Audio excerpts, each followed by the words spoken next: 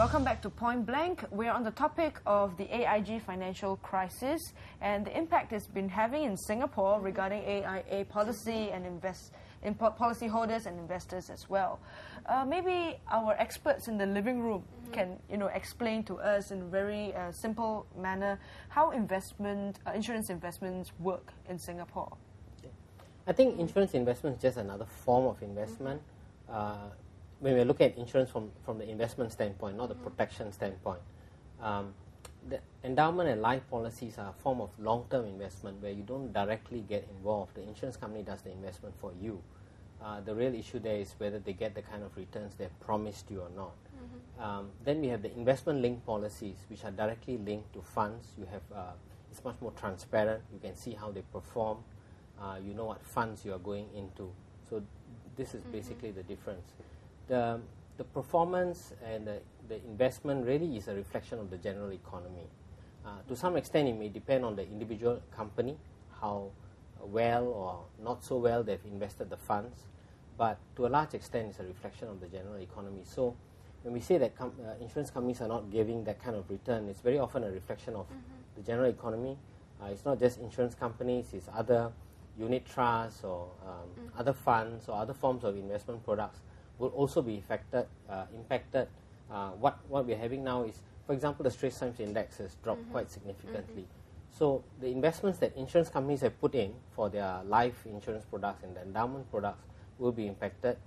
If you have bought an investment-linked policy with funds which have invested in those stocks and equities, it'll be affected as well.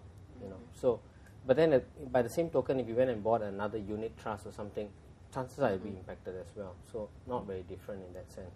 As you've seen, we've spoken to people on the streets and they've said, no, I don't care, I'm taking out all my money and investing in it myself. I don't want to trust insurance companies anymore. So do you think that's a fair reflection of, this shaken confidence in insurance companies? Do you think it's a fair reflection of the industry as a whole? Because right now there seems to be slight, there's a bit of dubiousness in the area whether, the industry as a whole can stand. I don't think it's a fair reflection. I think if you really took a look, the stock market has fallen. Shares have fallen. If you look at it, there are many funds which are performing well, below their previous years or previous few months. So it's no different. And really there's no reason to say that insurance companies have not, by and large, been giving the kind of dividends that they've been giving in previous years, or that they have had unusual losses compared to other sectors of the financial services industry. I don't see that at all. I mean, for investment cycles, right, it goes up and down, right?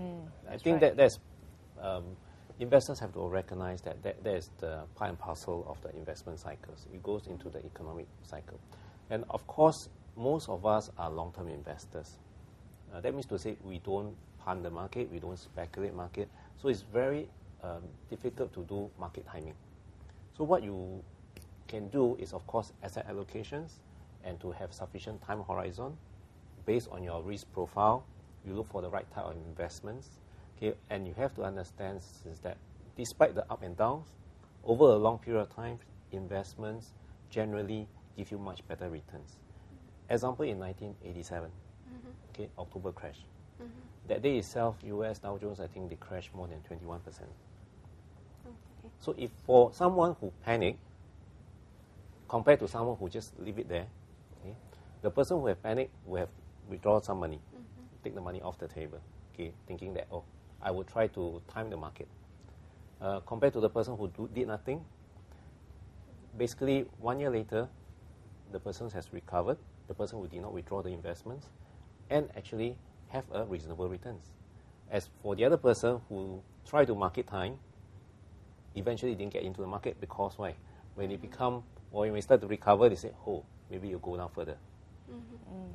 So the key thing here is investment is about time horizon. Okay, there's always up and down.